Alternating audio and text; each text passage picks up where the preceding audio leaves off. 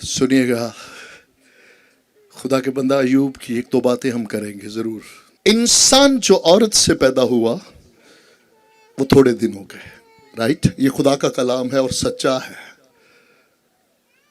انسان جو عورت سے پیدا ہوا وہ تھوڑے دن ہو گئے اور دکھوں سے یس آمین.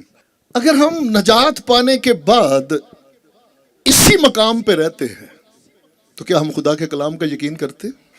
یہ خدا کا کلام ہے اور جن ایام میں یہ کلام نازل ہوا ان ایام میں یسوع مسیح کامل قربانی دے کر آسمانی مقاموں میں باپ کے پاس نہیں گئے اور کوئی بھی شخص خدا سے پیدا نہیں ہوا تھا. کیوں جی پاسٹر صاحبان میرے ساتھی ساتھ بیٹھے, کیوں جی کسی کے پاس نئی پیدائش تھی؟ کوئی خدا سے پیدا ہوا تھا؟ نہیں, سب منتظر تھے, نیچے بھی سب منتظر تھے. ہمارے بزرگ آدم سے لے کے ہمارے باپ ابراہیم ساری مقدسین کی روحیں بھی اس نئی پیدائش کی منتظر تھیں.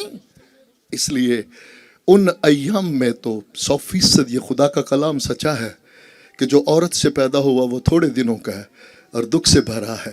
لیکن آج جب وہ یہ فرمائے کہ جتنوں نے قبول کیا میں نے انہیں فرزند ہونے کا حق بخشا, میں نے انہیں روح القدس سے نئی پیدائش کا تجربہ دیا. اب وہ کسی صرف عورت سے پیدا نہیں بلکہ وہ خدا کے ارادہ سے, وہ نہ جسم اور خون سے بلکہ خدا کے ارادہ سے خدا سے پیدا ہوئے. تو کتنے ہیں جو خدا سے پیدا ہوئے؟ کیونکہ جو کتنے ہیں جو خدا سے پیدا, کتنے ہیں جو نجات پائے ہوئے ہیں, کتنے ہیں جو آمین جو. تو کیا آپ کی عمر تھوڑی سی ہے, تھوڑے دنوں کی ہے, دکھوں سے بھری ہے, یا آپ کی حیثیت اس صلیب پر جو ہوا اور اس کے بعد وہ جو مردوں میں سے جی اٹھے اور انہوں نے اپنے وعدہ کے موافق روح القدس بخشا اور اس روح القدس کے وسیلہ سے وہ روح القدس ہماری ماں ٹھہری, اس نے ہمیں نئی پیدائش کا تجربہ دیا, خدا سے پیدا ہونے کا تجربہ دیا. تو کیا ہماری حیثیت پہلے جیسی رہی؟ کس کس کو سمجھ آ رہی ہے؟ آمین. بات یہ ہے, یہ باتیں علم سے تعلیم سے سمجھ آنے والی نہیں, بلکہ وہ جو دنیا کی آئی ٹی چلا رہے ہیں وہ رات کو بتوں کے آگے بیٹھے ہوتے ہیں. یہ باتیں شکر گزار ہے. اگر سکول بھی نہیں گیا نا, کبھی سکول بھی نہیں گیا تو اس کو بھی بہت سادگی سے سمجھ آتی ہے اور وہ اس کی فتح مندی کے نعرے لگاتا ہے. یہ باتیں جو ہم کر رہے ہیں یہ انسانی عقل سے سمجھ آنے والی نہیں ہے, یہ فقط خدا روح القدس کی مدد سے جو لوگ چاہتے ہیں انہیں سمجھ آتی اور ہمیں سمجھ آ رہی ہے. آمین. اسی نے دیا, اسی نے لیا اور اسی کا نام مبارک ہے. کون لے رہا تھا اس وقت؟ اللہ ضرور کیا خداوند نے, لیکن لے کون رہا تھا؟ ابلیس. دیا کس نے تھا سب کچھ؟ خداوند نے. لے کون رہا تھا؟ سب سے پہلی بات اس خداوند کی ذات اقدس کو سمجھنا ہوگا. ہم شکر گزار ہیں کہ وہ کیوں ہونے دیا, وہ پہل کس نے کی اس کے اس ٹرائل کے اندر؟ پہل خداوند نے کی یا ابلیس نے؟ خداوند نے. ساتھ رہیے گا. کیوں؟ کیونکہ خداوند جہاں پہ اپنے بندہ ایوب کو دیکھنا چاہتے ہیں, وہ آج تک اگر ہم ان کے صبر کی بات کرتے ہیں تو صبر اس پروسیس کے بغیر نہیں آتا. نیور, کبھی بھی نہیں, اس میں سے گزرے بغیر کبھی بھی. آج ہم خدا کے بندہ ایوب کی جب بات کرتے ہیں صابر, آمین, ان کے صبر ہمارے لیے ایک مثال ہے, تو وہ صبر کبھی بھی نہیں وجود میں آتا اگر وہ اس پروسیس میں سے نہیں گزرتے. وہ شروع کس نے کیا؟ اس کو صابر بنانے کا کام شروع کس نے کیا؟ خداوند نے. کس کے ذریعے؟ ابلیس کے ذریعے. جب وہ گھومتا پھرتا ہوا آیا تو اس نے نہیں, خداوند نے پوچھا, سنا کہاں سے آیا, اور پھر کہا میرے بندہ ایوب کا کیا حال ہے. اور اس نے کیا کہا؟ اچھا, وہ دنیا کی ہر آسائش برکت ایشیا کے اندر اس سے بڑا امیر آدمی کوئی نہیں ہے. اٹھا نا ذرا اپنا ہاتھ, اس باڑ کو ہٹا. ہم شکر گزار ہے کہ ہم سب کے گرد ہمارے خداوند کی باڑ ہے, اور اگر کبھی ہمارا خداوند باڑ اٹھاتا بھی ہے تو اس لیے نہیں اٹھاتا کہ ہم برباد ہوں, وہ اس لیے اٹھاتا ہے کہ کئی نوجوان نسلوں تک ہم ثابت ٹھہرے, ہم قائم ٹھہرے. انہیں ایک پروسیس میں سے گزرنے دیتا ہے. ہم شکر گزار ہیں. لیکن یاد رکھیے گا بڑی خوبصورت بات زندگی بھر کے لیے پلے باندھ لے کہ کیوں یہ اتنی خوبصورت باتیں ہمارے بزرگ ایوب کے اندر سے کیوں نکلی. ننگا میں ماں کے پیٹ سے آیا. انہوں نے اپنی پیدائش سے لے کر آخر تک کے سارے سفر کو میں سے کنیکٹ نہیں کیا. کسی ایک چیز کو میری نہیں جانا. یہ گدی میری ہے, یہ اونٹ میرا ہے, یہ بیٹی میری ہے, یہ بیٹا میرا. کچھ بھی اپنے سے منسلک کیا ہی نہیں کہ یہ کوئی بھی چیز میری کارکردگی سے ہے, یہ میری محنت سے ہے, یہ میری کمائی سے ہے. انہوں نے کیا کہا؟ ننگا میں ماں کے پیٹ سے, جب میں ماں کے پیٹ سے آیا روتا ہوا مٹھیاں بند ماں کے پیٹ سے نکلا. میرے پاس کچھ بھی نہیں تھا. جس دن میں نے سفر کا آغاز کیا میرے پاس کچھ نہیں تھا. اور اس کے بعد جو کچھ بھی ایڈ ان شروع ہوا, جو کچھ بھی میرے پاس آتا گیا, وہ میرا نہیں, وہ میرے خداوند کا ہے. اس سبب سے اگر اتنے بڑے ٹرائل آزمائشیں آئیں تو چونکہ انہوں نے کسی چیز کو اپنے ساتھ کنیکٹ کیا ہی نہیں کہ یہ میری کو چیز جا رہی ہے, انہوں نے ساری چیزوں کو کہ جس کی ہے اس نے لی ہے اور میں بھی اسی کا ہوں. اگر مجھے بھی لے جائے تو میرے لیے اس سے بڑھ کے کوئی بات نہیں. اور جب خداوند کسی کو اس مقام پہ لے کر آتے ہیں تو آنے والی نسلوں کے لیے بھی نمونہ بناتے ہیں کہ آج بھی ہم ان کی باتیں کرتے ہیں.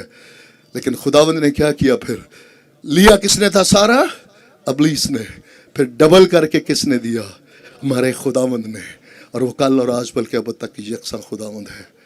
آمین. ہم سب نے سنا کہ خدا کا کلام دو دھاری تیز تلوار. کس کس نے سنا ہے؟ آمین. اب سب کلام سب کے اندر ہے. میری خدمت ہماری صرف ہلانا ہے. کلام آپ کے اندر ہے. اس کی پہلے جو 2-3 الفاظ ہیں نا وہ نہیں چھوڑیں گے ہم. اگر وہ ساتھ نہیں لیں گے تو یہ کاٹے گا, پھاڑے گا, زخمی کرے گا. اس لیے اس پوری آیت کو پہلے لفظ سے ساتھ لے, پھر کاٹے گا نہیں, پھاڑے گا نہیں, کاٹے گا ضرور لیکن شفا بخشنے کے لیے.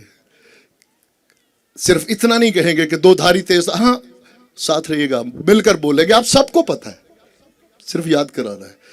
کیونکہ خدا کا کلام زندہ. پہلی بات بولے زندہ. آمین. خدا کا کلام, خدا یہ تعلیم نہیں, یہ شخص ہے. یہ فقط تعلیم نہیں بلکہ یہ ایک شخص ہے. خدا کا کلام کیا ہے؟ ایک شخصیت ہے, ایک شخص ہے, اور وہ زندہ ہے. آمین. اور مؤثر. بولے مؤثر. اثر رکھتا ہے. نیور ایور, کبھی ممکن نہیں کہ خداوند کلام کرے اور کوئی ریسیو کرے اور وہ بے انجام ہو.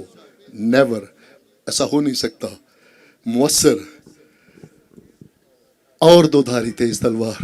سب سے پہلے کیا ہے؟ زندہ ہے, زندگی بخشنے کے لیے. مؤثر ہے, زندگی کا اثر دکھانے کے لیے. اور پھر دو دھاری تیز تلوار سے زیادہ تیز, اور بند اور گدے گدے. بند اور گدے گدے. جہاں دنیا کی طبیبوں کی, ڈاکٹرز کی کوئی میڈیسن نہیں جا سکتی, وہاں رگوں میں, نسوں میں خدا کا کلام. کیوں؟ کیونکہ کہاں رکھا؟ دل میں. کہاں رکھا؟ دل میں.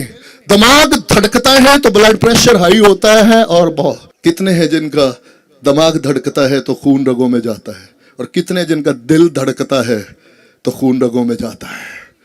جو اس کے زندہ کلام کو, مؤثر کلام کو, پاکیزگی کے کلام کو کہاں رکھتے ہیں؟ اپنے دل میں رکھتے ہیں. اور دل جب پمپ کرتا ہے تو وہ آنکھوں میں جا کر آنکھوں کو پاکیزگی بخشتا ہے. وہ ارادوں کو پاک کرتا ہے, وہ سوچوں کو پاک کرتا ہے, وہ خیالوں کو پاک کرتا ہے. اس کا کلام زندہ ہے, مؤثر ہے, اور دو دھاری تیز تلوار سے زیادہ تیز ہے.